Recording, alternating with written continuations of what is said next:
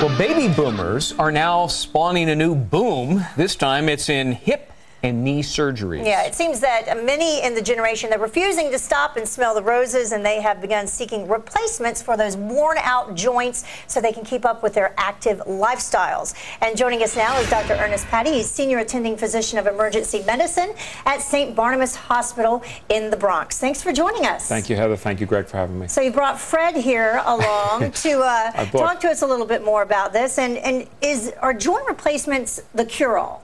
Well, for certain indications, joint replacements are wonderful. The problem is when they're done too early, or if they're done for the wrong disease processes. That's a big problem. They are definitely a wonderful surgical procedure that we have, but you want to do them for the right cases, in the right patients, and using the proper size of joint, and also base your selection of joint use on the activity level of that person. You know, there's a big difference between someone who's very active in their younger years versus someone who's in their 60s and 70s who's not going to put much stress on the joint. I love the show and tell. You've got knees there. Well, the knees I brought because over the last decade, knee replacements have more than doubled. And in a 45 to 65 year category, they have tripled in the number of knee replacements. Right. Yeah, I brought a knee joint, which is a marvelous invention of nature.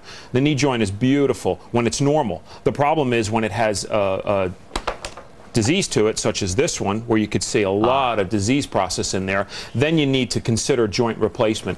But most of the time, we could utilize physical therapy and rehab as an adjunct to preventing the necessity for knee replacement or hip replacement and prolong your original equipment. Let's face it, the original equipment is always better than the replacement. My dad just recently had knee replacement surgery on one knee, thinking about having the other done, and that's a tough recovery for sure. It is a tough recovery. So how do you prevent injury? You said that prevention of injury is the best thing to try and do.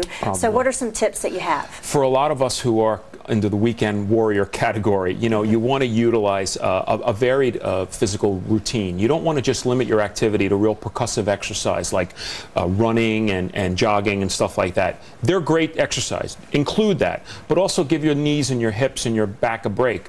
Cycling, swimming, aerobic exercises. Pilates and stretching is extremely important for the physical conditioning of your skeleton and keeping your body in good shape and in good condition.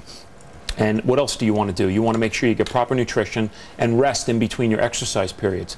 Many of us will bang it out on the whole weekend, and you need a rest period in between where the joints and the muscles and the rest of your skeletal system can recuperate. How long do these artificial knees and hips actually last? Because I was reading some material here, and one study shows they last about 20 years. That's it? The problem is those studies were done in an elderly or older population.